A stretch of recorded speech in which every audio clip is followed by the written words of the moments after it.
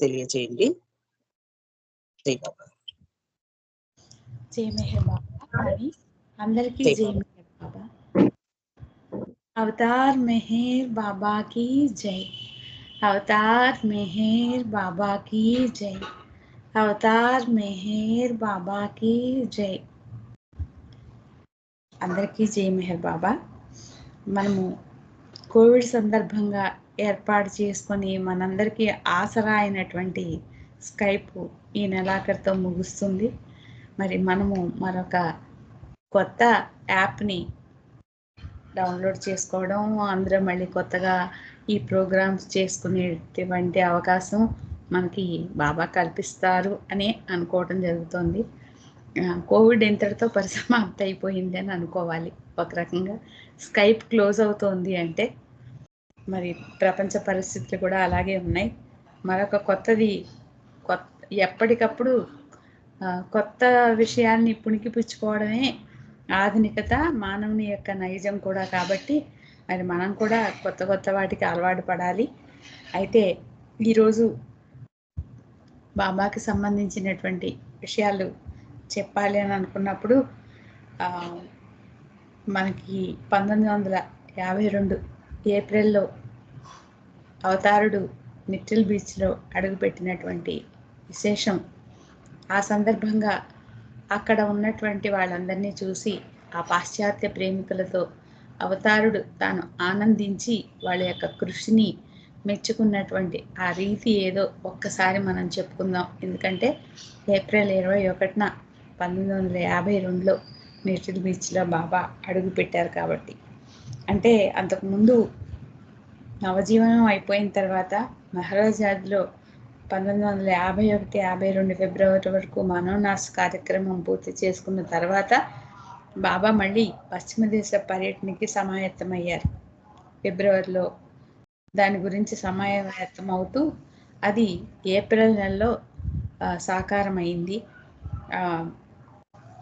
America వెళ్ళడం అనేటువంటి కార్యక్రమం.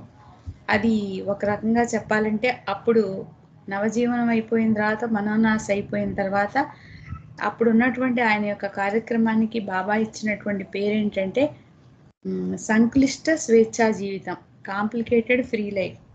ఆ తర్వాత మళ్ళీ ఆగస్టు నుంచి మెహరాబాద్లో ప్రేమోజ్వల స్వేచ్ఛా జీవితం అనేది కార్యక్రమం కూడా చేయటం అనేది జరిగింది. అయితే ప్రజెంట్ సంక్లిష్ట స్వేచ్ఛా జీవితాన్ని గడుపుతున్నటువంటి రోజులు. అది 1952 జూలై 10 వరకు కొనసాగింది. ఈ సంక్లిష్టతలోనే అవతారుడు మరి గాడ్ ఆఫ్ యాక్ట్ ప్రకారం తన యొక్క రక్తాన్ని అమెరికా ఖండంలో చిందించడం అనేది కూడా జరిగింది, మనందరికీ తెలిసిన విషయమే. అయితే ఈ మిట్టిల్ బీచ్కి వెళ్ళినటువంటి ఆ సందర్భాన్ని ఒకసారి మనం తెలిసిన విషయమే అయినప్పటికీ, అందరం విన్న విషయం అయినప్పటికీ మరొకసారి గుర్తు చేసుకుందాము. అది 1952 సంవత్సరం ఏప్రిల్ 18వ తేదీ నైట్ మెహ్రామణి, మెహరు, గోహెర్, రానో కిట్టీలతో ముంబై నుండి ట్రాన్స్ వరల్డ్ ఎయిర్లైన్స్లో న్యూయార్క్ బయలుదేరారు. అప్పటికి 15 సంవత్సరాలైంది బాబా పశ్చిమ దేశ పర్యటన చేసి. తర్వాత ఆ సందర్భంగా ఇంకా కొంతమంది ఆ విమానాశ్రయంలో సన్నిహిత ప్రేమికులు, మండలి వాళ్ళంతా కూడా వీడ్కోలు పలికారు. ఆ తర్వాత వీళ్ళు బయలుదేరిన 2 రోజుల తర్వాత ఆది సీనియర్, సరోషు, మెహర్జీ, గుస్తాబ్జీ, నీలు బయలుదేరారు న్యూయార్క్కి. అయితే ఆ విమానంలో 2 పిల్లలు బాబాను చూస్తూ ఆయనకు ఆకర్షితులయ్యి ఆయన దగ్గరకు వస్తూ ఉండడం అనేది జరుగుతుంది. ఆ విమాన ప్రయాణంలో ఆ అవతారుడు చూపించినటువంటి ఆ ఆప్యాయత వల్ల ఆ 2 చిన్నపిల్లలు కూడా అవతారుడి దగ్గరికి రాకుండా ఉండలేరు. ఆయన యొక్క ఆ తేజవంతమైనటువంటి రూపం, ఇంకా అవతారుడే వాళ్ళని తన దగ్గరికి రప్పించుకునేటట్టు ఎంతో ప్రేమని చూపించడం వల్ల వాళ్ళు రావడం అనేది జరుగుతుంది అవతారుడి దగ్గరికి పదే పదే. వారి యొక్క తల్లి కూడా ఆందోళన పడుతుంది, వాళ్ళు ఏమనుకుంటారు అని. ఆ తర్వాత క్షమించమని కూడా అవతారుడిని కోరుతుంది. ఏప్రిల్ 18న బయలుదేరినటువంటి వాళ్ళు ఏప్రిల్ 20వ తేదీ ఉదయం 6:35 న్యూయార్క్లోని ఐడిల్ వైల్డ్ విమానాశ్రయంలో దిగటం అనేది జరుగుతుంది. అక్కడికి వీళ్ళని రిసీవ్ చేసుకోవడానికి, స్వాగతం చెప్పడానికి ఎలిజబెత్ పాటర్సన్, మార్గరెట్ క్రాస్క్, డేలియా డిలియాన్, రువానో బోగిస్లేవ్, డాంకిన్ వీళ్ళందరూ కలిసి స్వాగతం పలకటానికి ఆ విమానాశ్రయానికి రావటం, ఆ తర్వాత వాళ్ళంతా కలిసి ఆ రోజు పెన్ స్టేషన్ హోటల్లో బస చేయటం అనేది జరుగుతుంది. ఆ రోజు ఆదివారం సెలవు దినం కావడం వల్ల పాశ్చాత్య రెస్టారెంట్ ఏమీ లేవు, కేవలం ఇండియన్ రెస్టారెంట్ మాత్రమే ఉంది. అక్కడికే వెళ్ళారు ఆ రోజంతా వాళ్ళ యొక్క ఆహారాన్ని దానికి తీసుకోవడానికి గాను. ఆ రోజు గోహెర్కి అనారోగ్యంగా ఉంది, అయినప్పటికీ కూడా గోహెర్ తీసుకునేటువంటి ఆహారం, రోజు తీసుకునే ఆహారం కంటే కూడా బాబా ఎక్కువగా ఇంకా దగ్గరుండి మరీ తినిపించారు. అయితే అప్పటి వరకు అస్వస్థతగా ఉన్న గోహెర్, డాక్టర్ గోహెర్, ఆ తర్వాత ఆమెకు బాబా తినిపించినటువంటి ఆహారం వల్ల స్వస్థత చేకూరుతుంది.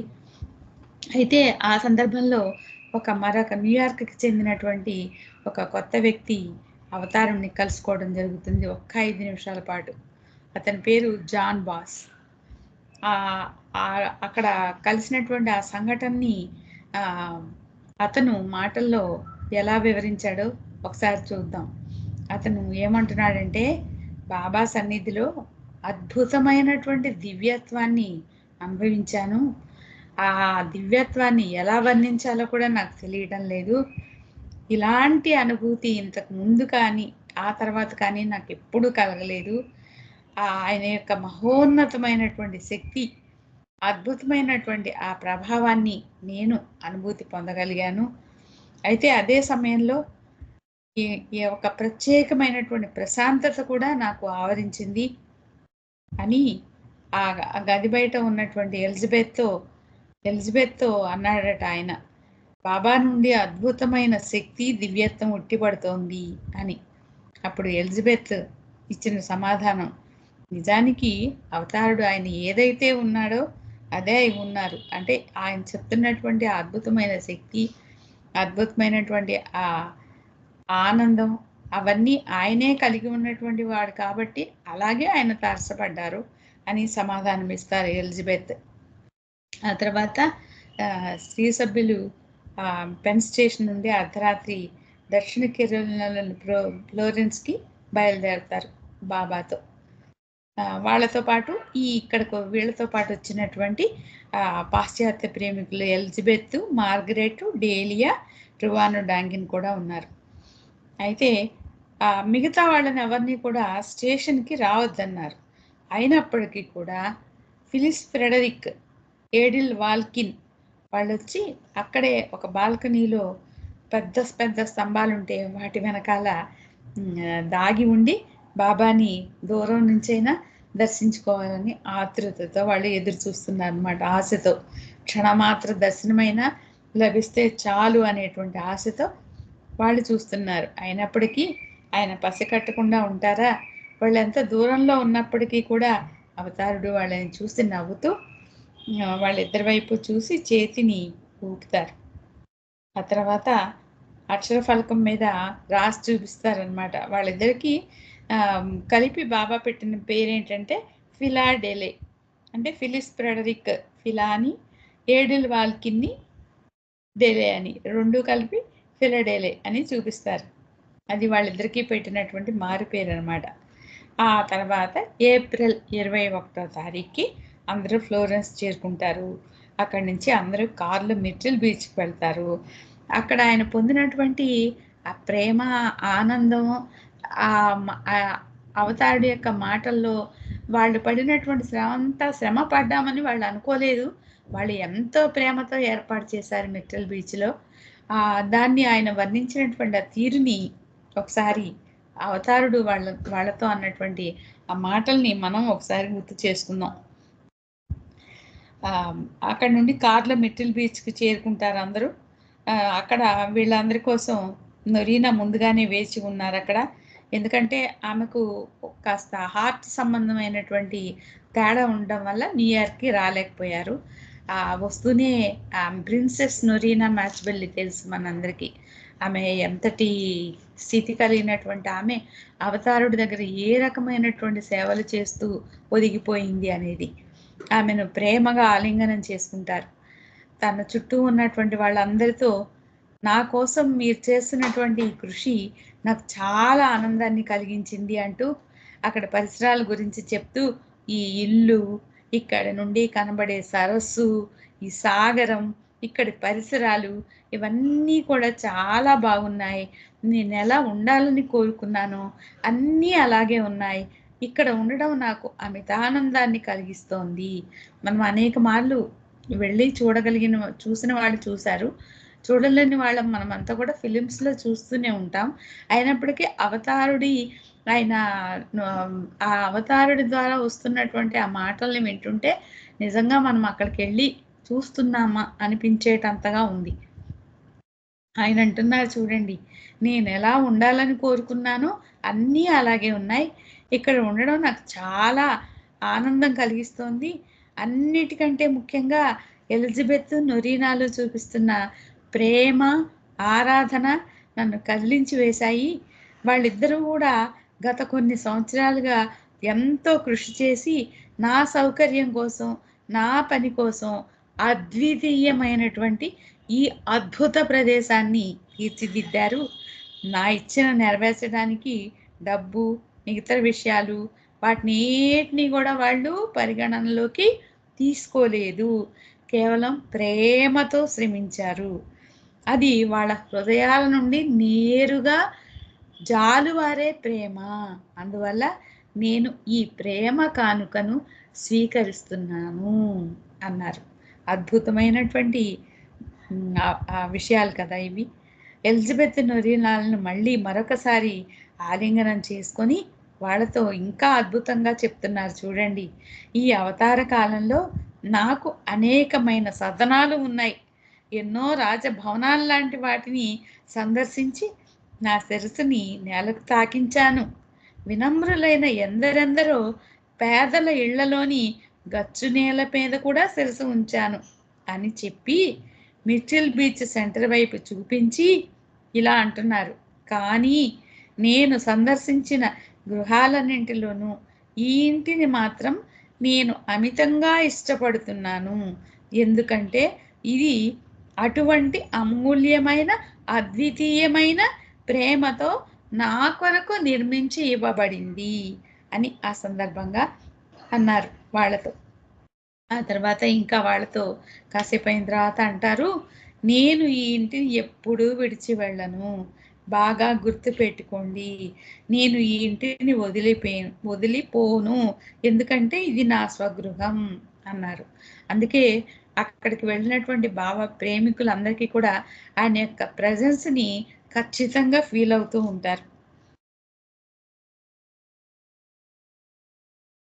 మిట్రల్ బీచ్కి వెళ్ళినటువంటి బాబా ప్రేమికులు ఎవరైనా సరే.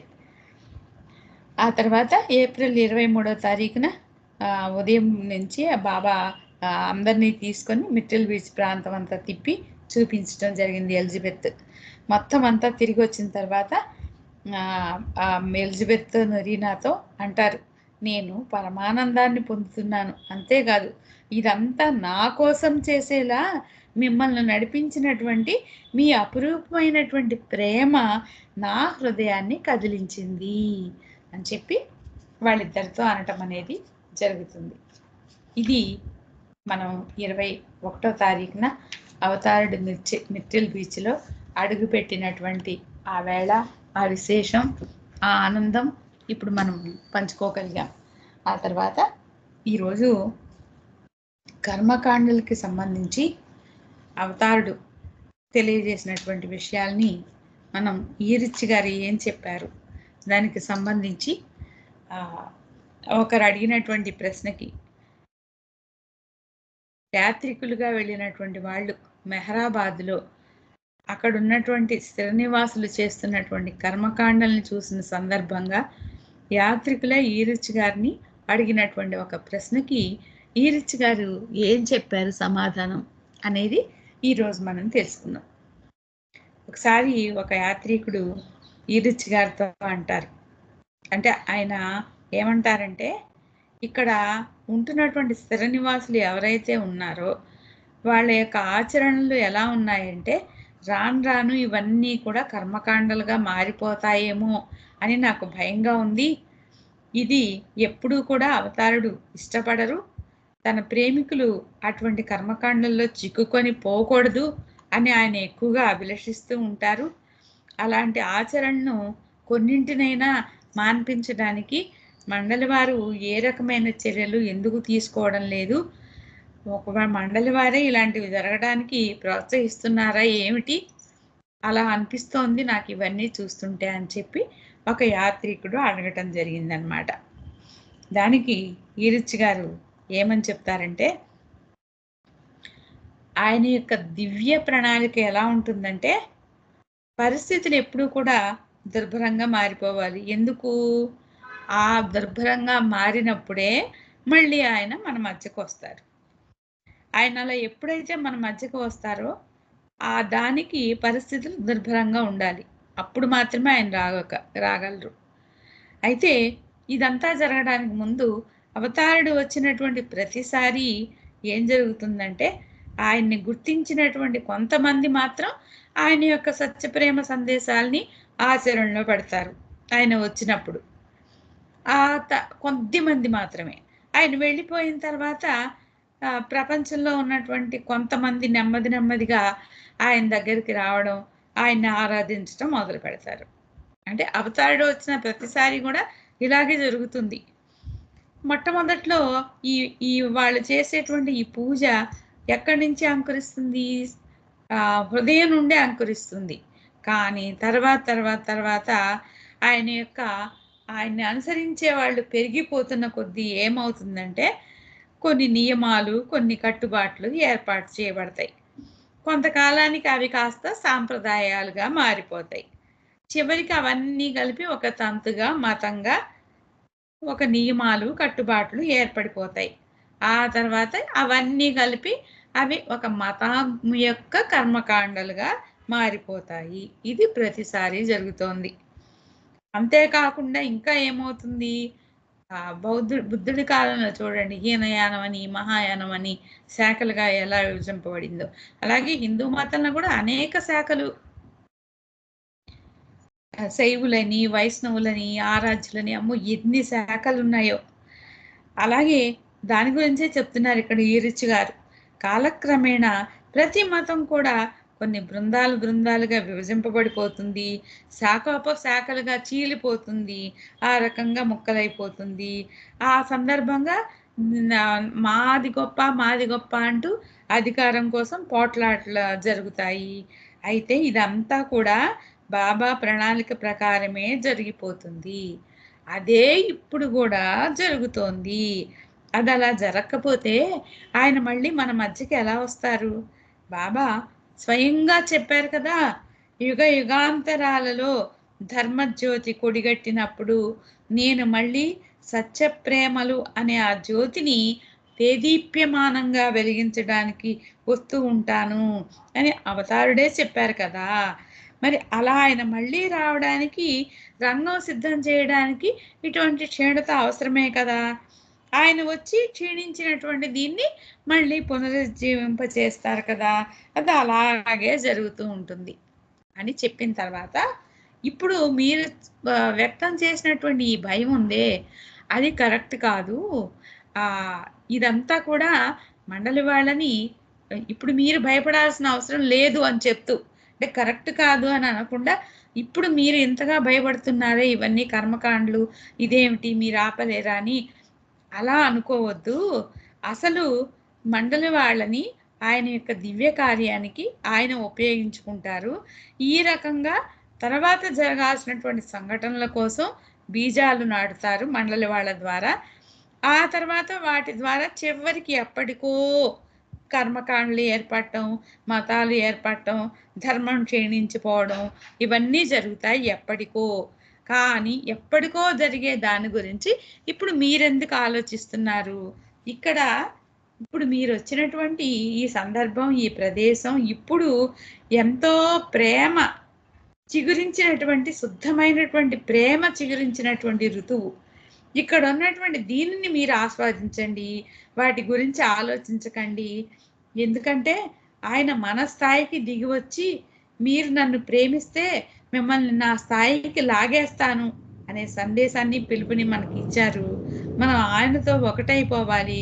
కాబట్టి మనం మిగతా వాళ్ళు ఏం చేస్తున్నారు, ఈ కర్మకాండలు వీటన్నిటి మీద దృష్టి పెట్టకుండా ఆయనపైనే దృష్టి కేంద్రీకరించండి.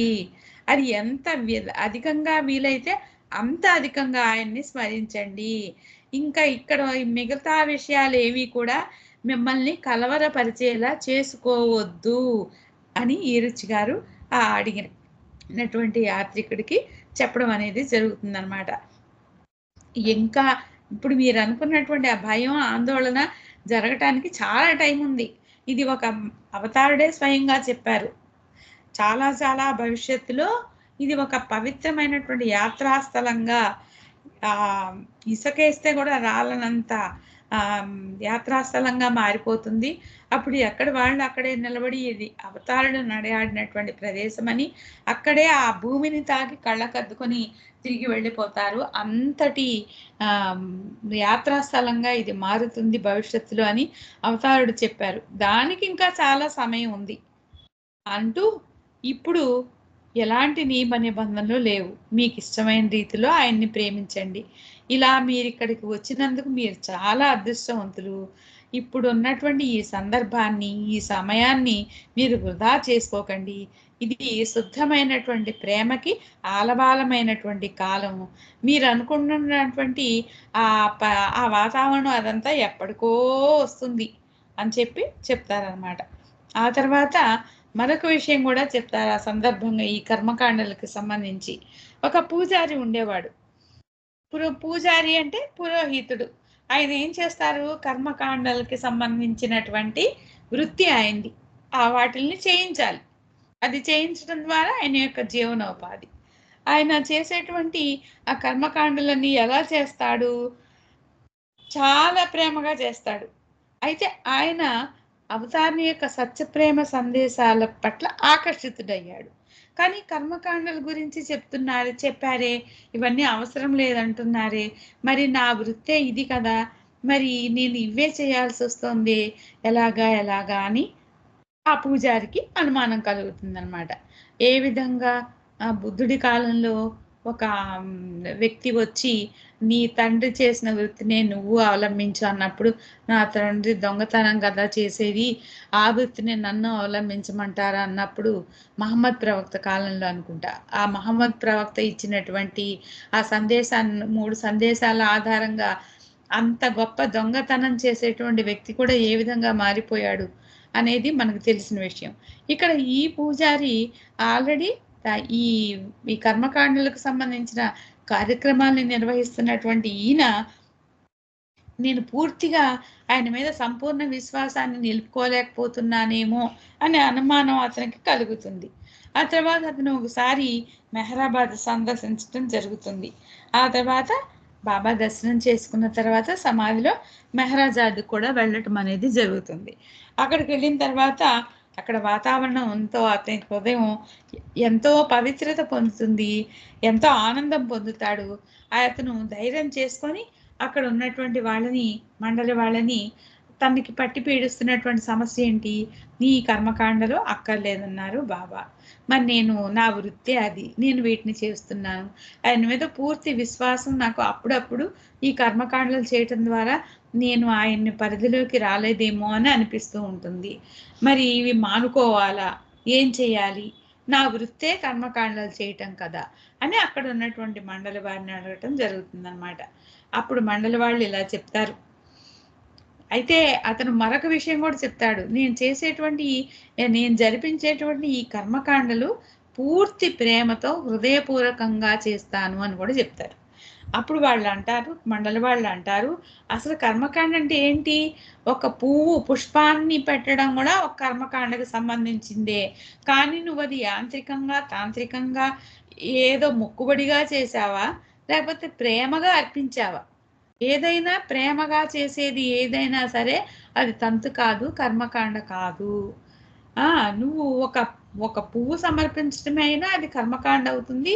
కానీ ఏం చేసినా నువ్వు హృదయపూర్వకంగా ప్రేమతో చేస్తే అది కర్మకాండగా పరిగణించబడదు అని ఆ పురోహితుడికి, ఆ పూజారికి మండలి వాళ్ళు చెప్పడం ద్వారా అతనిలో ఆ సమాధానంతో సంతృప్తి చెంది తన యొక్క వృత్తిని అంతకు ముందులాగే ప్రేమతో హృదయపూర్వకంగా చేయటం అనేది జరిగిందనమాట. కాబట్టి మనం తెలుసుకోవాల్సింది ఏంటంటే, కర్మకాండలు చేసే వాళ్ళందరూ బాబా వద్దన్నారు కదా, వాళ్ళు ఇంకా కర్మకాండలను పట్టుకుని వేలాడుతున్నారు. అవతారుడు ఎవరిని కూడా ఎక్కడా కూడా మీరు ఇది చెయ్యొద్దు అని ఖచ్చితంగా నియమ నిబంధనలు పెట్టింది కాదు. మీరు చేసేది ఏదైనా సరే ప్రేమతో చేయాలి. అప్పుడు అది యాంత్రికం కాకుండా, తాంత్రం కాకుండా ప్రేమతో నువ్వు చేసింది ఏదైనా కానీ అది కర్మకాండ కాదు అని తెలియజెప్పడం ఈరోజు బాబా మనకిచ్చినటువంటి అవకాశం. అవతార్ మెహర్ బాబాకి జై. ఇంకా 4 నిమిషాల సమయం ఉంది. మరొక విషయాన్ని చెప్పడానికి టైం సరిపోదు. చిన్న సంకీర్తన చేయవచ్చా? జై బాబా. చేయండి అక్క. జై బాబా చేయండి అక్క. అవతార్ మెహర్ బాబాకి జై. వికసించు పూలో పసికందు నవ్వులో స్వాతి చినుకులో సంగీత లహరిలో నీ నవ్వుగాంచన నే పరవశించన. బాబా జై బాబా జై బాబా జై మెహరు జై. వికసించు పూలో పసికందు నవ్వులో స్వాతి చినుకులో సంగీత లహరిలో నీ నవ్వుగాంచన నే పరవశించన. సెలయేటి గలగల నీ స్మరణ నేర్పదా, చిరుగాలి కదలిక నీ దరిని చేర్చదా. కోయిల కుహులు నీ కేళి తెలుపవా, పున్నమి సిరి వెన్నెల నీ ప్రేమ చాటదా. వికసించు పూలో పసికందు నవ్వులో స్వాతి చినుకులో సంగీత లహరిలో నీ నవ్వుగాంచన నే పరవశించన. కెరటాల కడలిని సంపదను తెలుపదా, నీలాల నింగిని సంగతులు చాటదా. పవనాలు ప్రతిక్షణం నీ పటిమ చెప్పవా, పదాలు చేరిని ప్రస్తుతిని చేయవా. వికసించు పూలో పసికందు నవ్వులో స్వాతి చినుకులో సంగీత లహరిలో నీ నవ్వుగాంచన నే పరవశించన. కళాలు చేరిని కావ్యాలు రాయవా, గణాలు ఏకమై నీ కలిమి తెలుపవా. స్వరాలు ఒక్కటై నీ చెలిమి నేర్పవా, మెహర శ్రీలై నిన్ను నీవు తెలుపవా.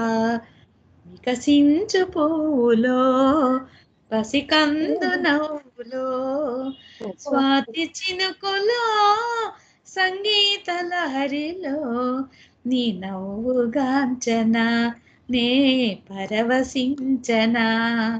బాబా జై బాబా జై బాబా జై మెహరు జై మెహరు జై మెహరు జై.